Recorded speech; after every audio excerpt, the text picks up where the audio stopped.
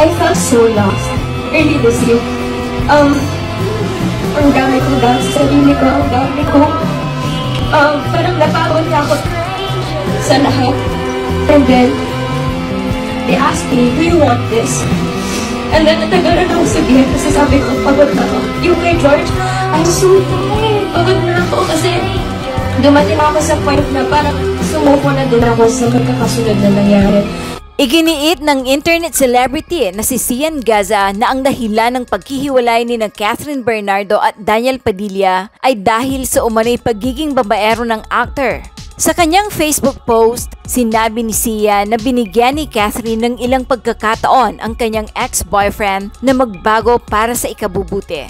May mga babaeng umano'y may relasyon daw kay Daniel ang kumausap sa kanya. Pagod na yan sa pambabae ni ano. Pagod na yan. Sa tingin nyo for the last 11 years, isa lang? Dami boy, napakarami. Ang dami pang naglapitan sa akin. May mga usapan pa sila. May mga picture pa sila. Ang dami. Ani Sian Gaza. Na-delay din umano ng dalawa ang kanilang announcement at matagal ng hiwalay. Ayaw pa daw nila paalam sa mga Kathryn fans. Matagal na pala Mars, hindi pala recently. Pero dinidelay lang nila yung announcement. Matagal na palang break. Dagdag pa ni Sian Gaza. Ilang celebrities ang nakimarites sa Facebook Live ni Sian Gaza kaninang madaling araw.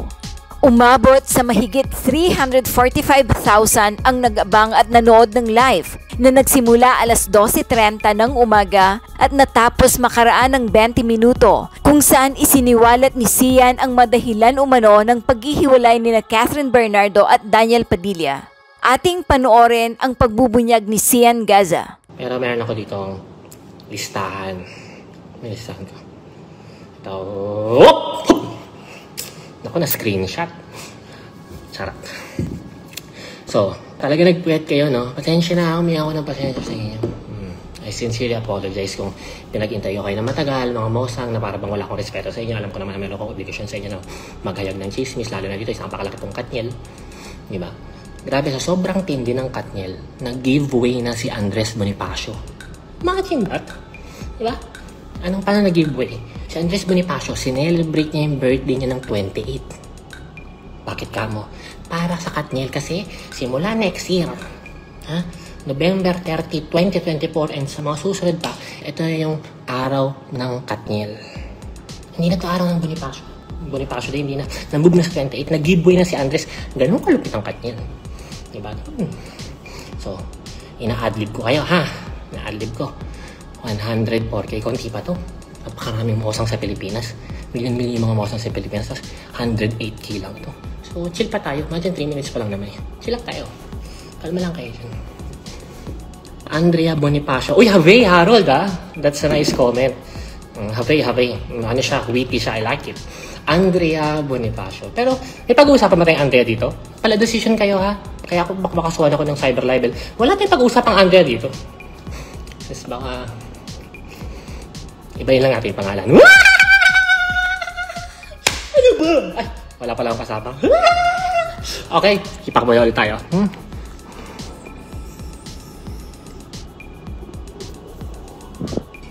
Damn! Nice bro. Ship. Sarap.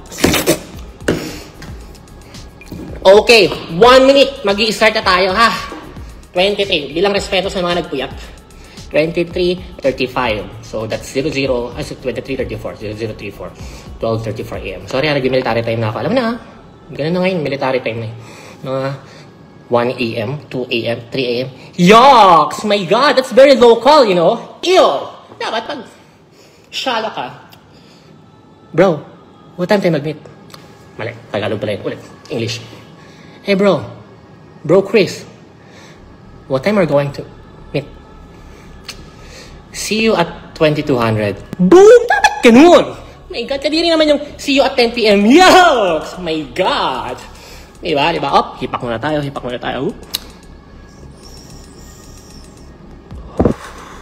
Okay, simula na. 146,000. Screenshot ko lang to. Ay, wag na kayo na mag-screenshot. Hi friends! Friends, screenshot niyo yung viewers ko ha. Kasi ayaw ko baka magulo. Pinantay ko tayo. Nakita yung spotlight sa likod ko? Nakita niyo? Pinantay ko yung mabuti. Pinagandaan kayo. Okay, first topic. Handa na bang lahat? Kumars! Kumapit ka na!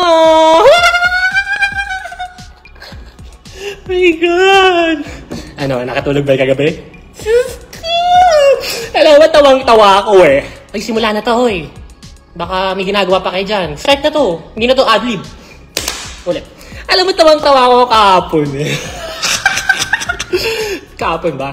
I mean, kanina, tawang-tawa ako. Binash-bash pa ako ng mga Katniel fans. Sinungaling ka naman! Scammer! Scammer! May kaso ko nga sa Pilipinas eh. Ba't kami maniniwala sa'yo? Isi kang scammer! Tapos bigla nag-post yung Katniel. Si Catherine na si... Nandiyan na umiyak. Kasi... Sobrang satisfying. Ang tanong ngayon, eto na ang tanong ng bayan. Siyan! Paano mo ba nalaman?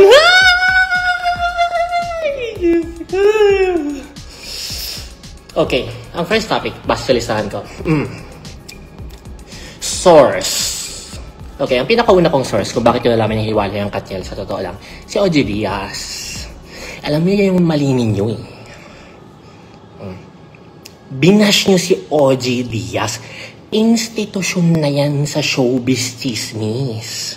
Siguro dahil mga bata pa kayo, Generation Z kayo, ay iba batang millennials. Mga 19, 20, 21 years old, 22 years old, hindi na kilala si OG Diaz. Kilala ko yung personal. Inaanak ko yung bunso niya eh. Si Miracle, napakagandang bata. Inaanak ko yun. Kilala ko yung personal. At saludo ko dyan, yan ang haligi at institusyon ng Philippine Chismis. Paano ka nasabi? Alam niyo bang ako, 30 years old, pinanganak ako 1993, pero 1992 pa lang, meron ng show sa TV sa OG Diaz about chismis sa mga artista. Uulitin ko ha, yung kinikilala ninyong pambansang Marites na tinitignan niyo as credible person na pinanganak ng 1993, si OG Diaz, 1992 pa lang may show na yan. Hindi pa ako pinapanganak, nasa tiyan pa lang ako ng nanay ko. Meron na yung show, tapos sasabihin niyo na sinungaling. Pag yan nag-spluk ng chismis, 90% totoo na yun. Igil ako. Ang kaibahan lang namin, anong kaibahan namin, OG Diaz? Kasi ako yung naging pambansang Marites ngayon after branding myself for the past few years. Na talagang pagsisiyan ka sa nag-chismis, papaniwalaan namin to. Kahit convicted scammer pa yan, kahit kilala yung criminal dito at scammer, talagang pagdating sa chismis, maniniwala kami dyan. Yun yung kaibahan. Pero kung usaping background na hindi nalalaman, grabe yung si OG Diaz. So doon ako nag-idea. Sabi ko, uy, perfect opportunity to. Sabi ko. Kasi ang dami na nagpapanggap ng Marites eh. Kaya naman nag-hiatus ako for about 2 to 3 months. Tapos nagulat na lang ako. Pagbalik ko sa social media, nag-hiatus ako eh. Nanahimik ako ng end of August until end of October. Nag-hiatus ako. Tapos pagbalik ko ng November, dami na nagpapanggap. Naapakan yung ego ko eh. Sabi ko, bumabranding kayo ng Marites ha. Sabi ko, sige. Gagamitin ko tong issue ng Katniel breakup para ipakilala kung sino talaga ako at ako ang nag-iisang pambansang Marites. Kaya doon ako nag-i-interest. Ngayon, syempre, hindi naman tayo pwedeng focus lang kay OG Diaz. Pag napagsinabi niya, yung source lang niya or siya lang talaga, yun lang yung papaniwalaan. Hindi mo pwedeng ganun. So ako, ang ginawa ko, dami kong kinontak, Imagine, nasa Paris ako, chinecheck yung mga Aurora Borealis, saka yung Eiffel Tower, pero may mga katsata, break na ba yung Katniel? Whoop, hipak ko na, hipak. Ship. Okay. So, after confirming 4 sources, sino yung una? OG Diaz. Tama? Yun yung una eh.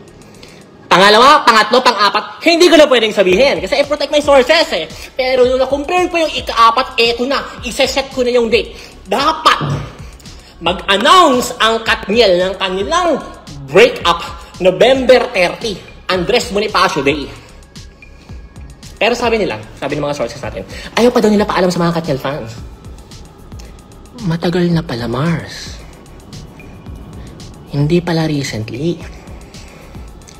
Pero dinedelay lang nila yung announcement. Huwag kayo maingay, ha? Baka may makarinig, eh. Atin-atin na lang, ha? Okay lang ba?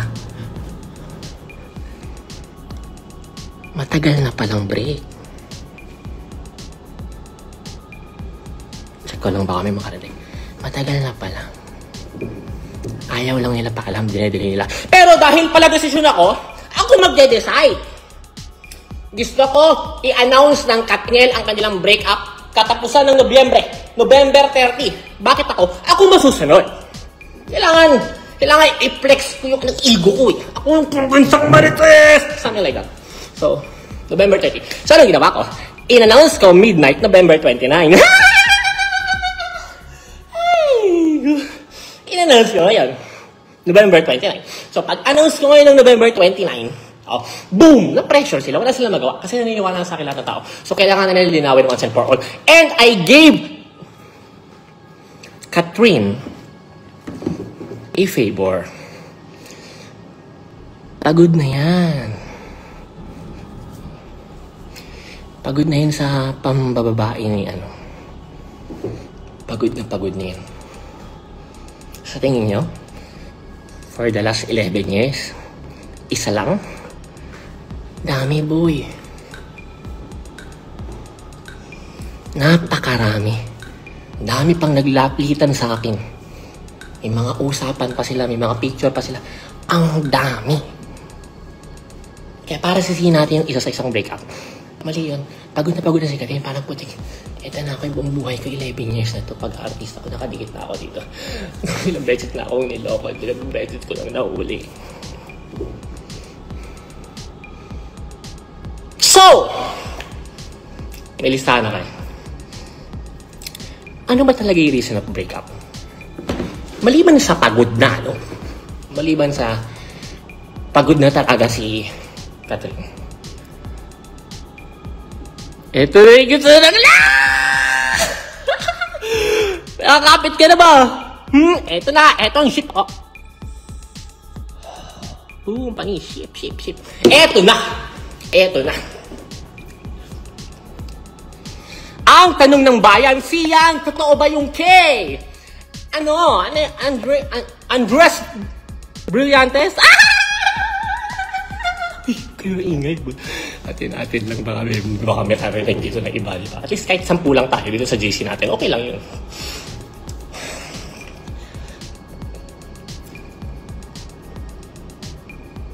Nagkita daw eh. Nagkikita. Multiple times na. Lalo na yung after ng breakup nila ni Richie. Yan ang chika, ha? Hindi natin yan sure. Sila nakakalam na katotohanan. Yun lang yung nasadap ko. Tapos, ito yung nakapagpapuno kay Catherine. Kaya binatawag, parang pagod na ako. Kaya lang na nag-break na sila few months ago. Ayaw pa rin sila pa-announce ng management. Negosyo yan, Brad, eh. Laking negosyo yan. Daang milyones yung value yan. Tapos sa announce mo lang, na-break na kayo. Brad, branding yan, Katniel. Baka pansin, mahina 20 million. Tapos sa announce mo na break up. Of course not!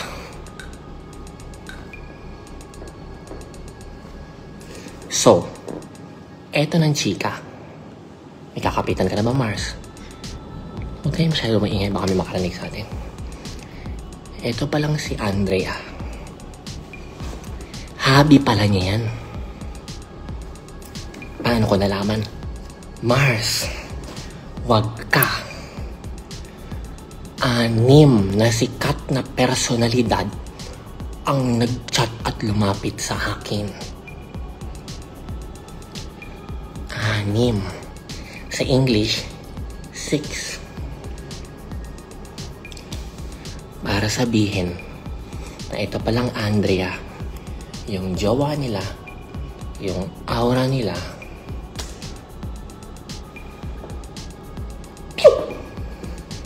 no comment. Baka ma-cyber libel ako eh. mahirap na. Total, 10 lang naman tayo dito. Hilig pala niya yun. Eto pa mas matindi. Yan palang si Richie. Naririnig niyo ba ako? May mic pa. Yan palang si Richie. May una palang aura yan. Tinarget lang din niya. Sa PBB House pa. Oh my God! Nadulas ako. Sorry. Ang malupit dyan, sila pa yata nung set. Overlappers. Kaya, nung nag-break na sila ng Richie, ito na, Kuya DJ! Pew! Yan pala yan. Pero! Nagulat ka, no? Nagising yung anak mo sa gilid, no? Pero, hipak muna tayo. Hindi natin pwedeng sabihin na si Andres lang ang may kasalanan sa hiwalayang ito. Dahil may posibilidad na few months ago, 3 months ago, 4 months ago, 5 months ago, 6 months ago, hindi natin alam masigurado, mahirap magbanggit dito, baka matawag tayong fake news kung ano man yung alam natin. Basta few months ago, pwedeng break na talaga yung Katniel. At dahil nalaman ni Andres Bonifacio na break na pala at single na si Kuya DJ, eto na yan. Target. Para bang na-challenge siya. Pero crush niya talaga to. Love niya talaga to. So, anong pinapoint out ko? Para i-rule out natin. Para i-rule out natin na ang may kasalanan sa hiwalayang ito ay si Andres Bonifacio lamang. Mali yun. That's emotional na parang may masisi lang tayo, meron lang tayo mapagbalingan ng galit natin. Mali yun. Hindi natin masabi dahil ito talagang lalaki. Talagang mahilig talaga for the past 11 years. Image loyal lang. Kaya lang, walang natatakot na pumalag, mag-expose, i-post ng mga babae o ng mga kaibigan expose kasi gusto eh. Brad, bigating pamilya yan. Daming connection yan sa showbiz at sa mga politika. At sa politika, mga politiko. So ngayon, para i-post ko na, si ganito, dinate ako niyan. Hindi pwede, Brad. Yayariin ka niyan. Papahirapan yung buhay mo. Kaya, for the past 11 years, tumagal na mukhang loyal lang siya. Nagets niya ba yung punto? Kasi takot lahat. Walang lumalaban talaga. At ngayon, going back, so napagod na nga si babae. Pagod na sa mga pamababae niya. Nag-break sila. At possible na nag-break sila, doon lang sumausaw at pumasok sa eksena si Andres Bonifacio. So to rule out na siyang dila ng hiwalayan, mahirap masabi. Ngayon, lumabas na lang sila sa screen sa kanilang mga official statement. Siyempre, for the sake of business, kasi kahit hiwalay na rin naman sila, tuloy pa rin ang negosyo as separate branding. Ano yan? Ba't parang tatalsikan ko ng laway yung camera ko? Laway ko ba yun? So, okay na mga Mars? Patiktingin ko na listahan ko. Okay na Mars. Salamat sa pakikinig. Huwag mo na lang sana ipagkalat, ha? Atin-atin na lang baka sabihin, chismoso ko. O screenshot nyo nga itong 345,000. Boom, panis.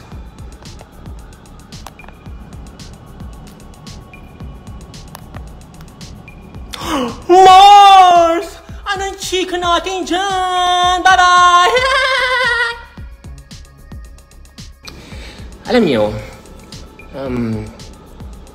meron kaming indirect, tama ba yun? Hindi direkta. Meron kaming indirect encounter ni Daniel Padilla. Indirect, parang indirect. Kasi meron siyang isang fan before, parang solid fans club ng Katniel na kachat and tinatanong about kay Sian Gasa, ano ba yung sinasabi niya kay Barbie Imperial. Ganun, way back 2021 yata to, going 2022, I'm not sure. Ano. Oh, diyan ka na ba? Baka may ginagawa ka pa. Mag-stop mo na ako mag-a-adjust. Yung anak mo, baka iniwan mo dyan yung anak mo. Ha? Sabi ko sa'yo, puro ka chismis. So, meron kaming indirect encounter ni Daniel Padilla. Sabi niya dun sa kachat niya, na screenshot nung in-open up, ano yung masasabi niya dito kay Sian Gaza? Sabi niya, huwag niyo pansinin yun. Ito pa yung pangalawa. Nonsense. Saktan ako. Doon ako nagkahugot. Well, totoo naman, hindi naman ako nagmamagaling. Totoo naman na nonsense ako at hindi naman ako kapansin-pansin.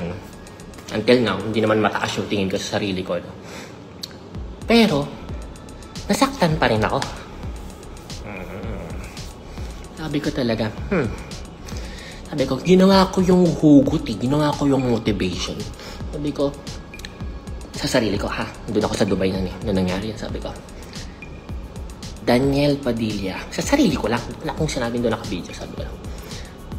Daniel Padilla, balang araw, magkakasense din ako. At least aminado sa sarili na nonsense, di ba? Ginawa ko siyang hugot para mapunta ako sa better place. One day, Daniel Padilla, magkakasense din ako. At pag nagkasense ako, kausap ko yung sarili ko sa salamin sa Dubai. At pag nagkasense ako, mapapansin mo na ako. Yun yung naging hugot ko. Kaya ako talaga pinintuloy itong breakup nila. Ang tagal ko itong inintay. Itong perfect opportunity na to. Lahat ng chismis about kay Daniel. Alam niyo na, mahilig kasi ako mag-chat-chat-chat ng mga iba't ibang babae. Aminado naman ako doon. Alam niyo, mabuti naman akong lalaki. Mabuti naman akong tao. Mabuti naman akong boyfriend. Kabait ako. Jowa. Kung may narinig kayo mga kasiraan sa akin tungkol sa mga iba kong ex, baka siya lang nakakaalam nun. Baka, siyempre, kwento mo yan, masama ako dyan, di ba? Pero pag tinanong nyo naman iba kong ex, may mga 15 din yun. Pag tinanong nyo naman sila, mabait naman ako. Isa lang talaga yung problema ko na sasabihin nila sa yung na same na comment. Mahilig ako makipag-chat. At dahil mahilig ako makipag-chat, ang dami ko nasasagap na chismis. Ang tagal ko nang alam yung pambababae ni, tagal na, legit yan. Pero iniipon ko lang. Saan ko iniipon? Iniipon ko na mag-break sila. Iniintay ko lang yung perfect opportunity na i-explore ko.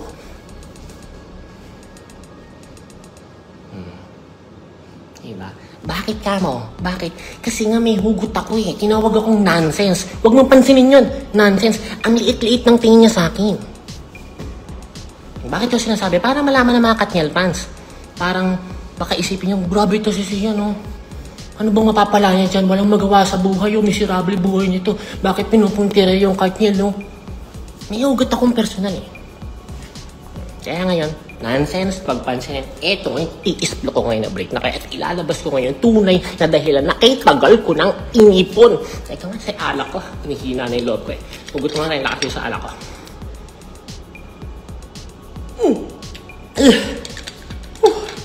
Ipait ng Katniel fans. Okay, so going back. Saan ako? Nahilo ako sa alak. Lakas. Init. Going back. So, ngayon, pupunta naman sa akin. Alam mo, na-realize ko, nandun na ako sa point ng buhay ko na kaya ko palang sumira ng karir. Totoo lang, Sabi ko, grabe naman pala tong. Parang kakaiba yung power na binigay sa akin ni Lord. Na parang, kaya ko walang sumira ng karir ngayon. Kaya kong sumira ng buhay ngayon. And at the same time, kaya ko rin linisin yung pangalan ng isang taong sinisiraan. For example, sino ba yung tropa ko na paraging lagi may issue? Lagi may problema? Si Zainab. Diba? Palagi yung nasisiraan. Ang dami-dami yung mga sinasabi yan. Maraming nakakaaway yan. Sino ba yung palaging nagpo-post pag nadadali na si Zainab? Siyempre, yung kanyang beshi-beshi, tropa na si Sian. Pero ako naman, pag alam kong nasa mali yung tropa ko, hindi kita dedepensahan, masisira ako dyan eh. Pag alam kong nasa tama ka, dudurugin natin yung kalaban mo, ilalabas natin yung katotohanan. Ganun yun. Same with dito na nangyari ngayon kay Daniel Padilla. Sa totoo lang, no, malaking tama to sa karir niya. Ako naghihintay na ako ng cyber libel. Kasuhan? Sanay ako dyan, huy! Naghihintay ako, 2 cyber libel. Piling ko yan yung Christmas gift card. Oh, siyempre alam nilabas ko yun eh. In-expose ko yun. Siyempre, may consequences yung actions ko. And legally speaking, masasampahan ako ng cyber libel. Kung saan man sila magsasampa, problema na nila yan. Basta ako, handa na ako. So going back sa sinasabi ko, ano na ako sa point ng buhay ko, na pag inisplok ko yung baho ng isang sikat na personalidad or artista, kayang tumapos ng karera.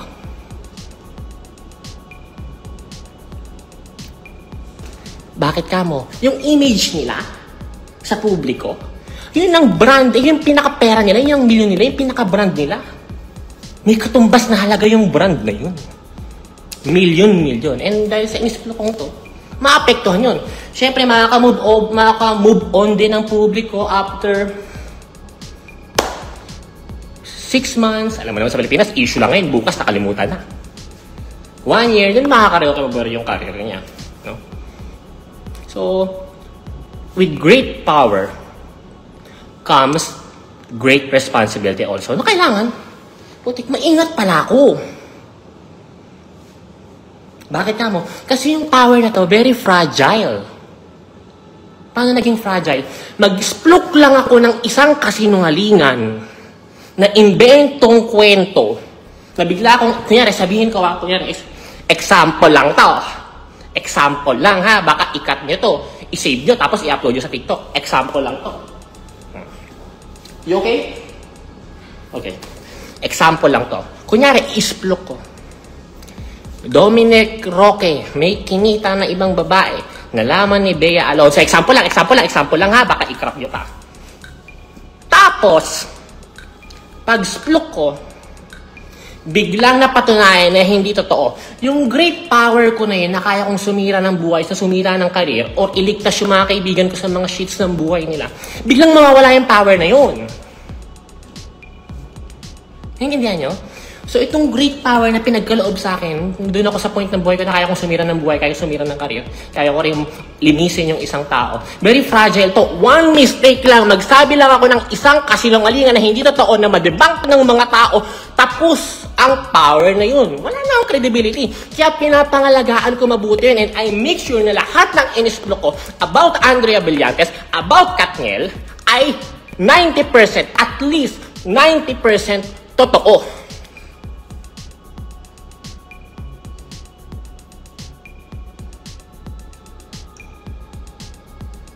Kaya kung sasabihin nyo sa akin, o itatanong nyo, totoo ba yung mga pinagsasabi ni Sian?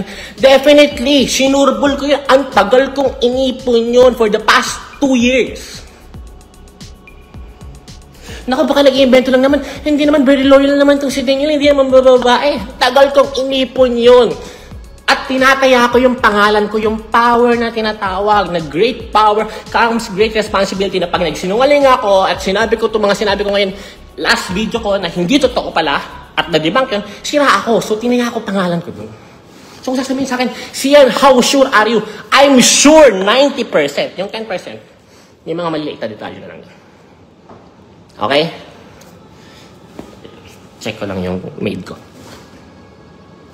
Nagmamap siya eh. Hindi ko yung jowa, maid ko yan. Okay. Next topic. Eto na. Ito yung pinaka-topic, bakit natin ginawa yung biggest Facebook Live in Philippine history. Ano yun? Chismis culture in the Philippines.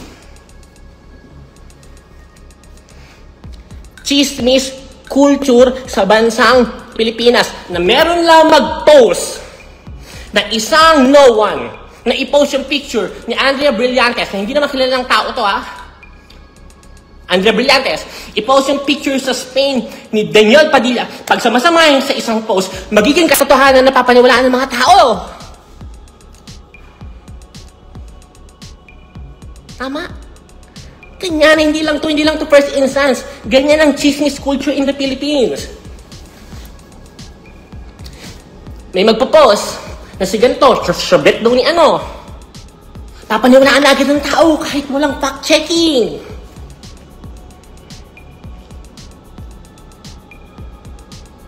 Ang malupit dun, meron nag-post lang ng etchos lang. Tapos, yung taong yun naniwala. Tapos yung taong naniwala, grabe na ngayon agad yung galit. At kung ano-ano ng mga pinapost at pinagsasabi, ikaw! Rokto ka!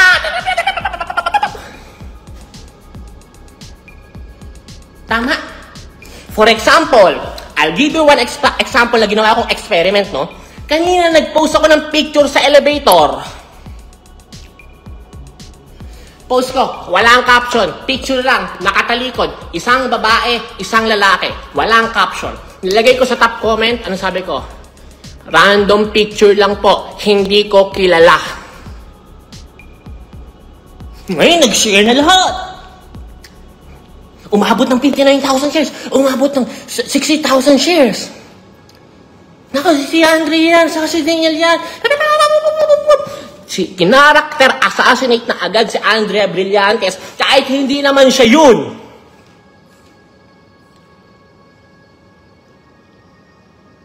Ang dami ng umikot na kwento na ano kayang ginawa nila sa condo. OMG, OMG. Wala akong sinabi sa caption, ha? At sinabi ko random picture, hindi ko kilala.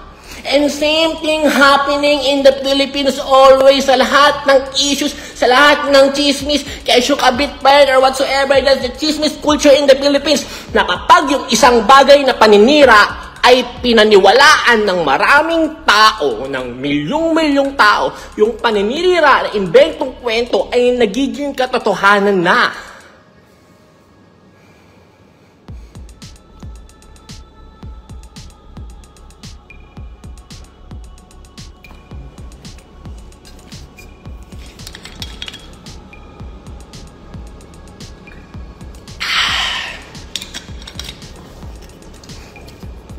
Naiintindihan nyo? This is the problem in the Philippines. Na pag sinabihan na si Sian Gaza, patong-patong ang kaso sa Pilipinas, syndicated estafa, tapos lagay ng picture. Lagay sa poster yung mukha ko. Tapos lagay ng sulat sa ibabaw ng picture, wanted. Tapos lalagyan na ng mga inventong kaso na maraming kaso. Iisa lang naman kaso ko.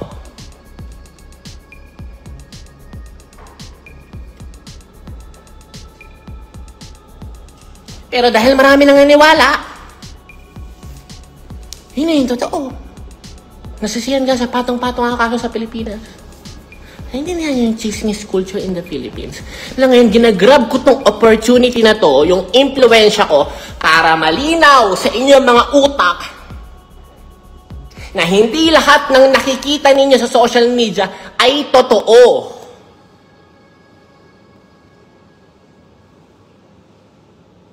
Hindi porke nakita nyo, meron itong picture ito, meron picture ito, at ginawa na ng habang kwento sa caption, hindi porke may nakita kayo sa social media, totoo na yun, no, kailangan nyo mag-fact-checking.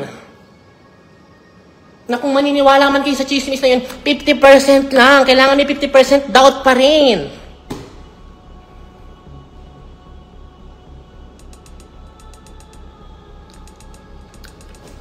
Yun lang. Naway, bilang pambansang marites ng Pilipinas and having this power and influence all over my kababayans, yun lang sana gusto kong sabihin na final words. Maging responsable kayong mosang. Maging responsable kayong marites. Okay? Chismis and paninira are two different things. Posible na yung chismis ay katotohanan na chinika-chika. At yung paninira ay inventong kwento na chinismis-chismis. So maging responsable kayong mosang sa mga susunod na issue pagkatapos ng Katniel. At wag kayong magka-character assassinate ng tao nang hindi nalalaman yung buong kwento. At hindi nalalaman yung buo niyang pagkatao. Dahil hindi niyo alam sa bawat salitang sinasabi ninyo, tinatawag niyo siya kung ano-ano man, may isang buhay na nasisira na after ninyo makamove on after 1 week, 2 weeks, 3 weeks at makamove on na yung buong Pilipinas, yung buhay na yan ay sira na at hindi na mababalik pa. Maraming salamat po. And congratulations for having this 421,000 ba yun? Peak na largest Facebook Live in Philippine history. Mag-subscribe at i-click ang notification bell para sa mga susunod na video updates. Maraming salamat po.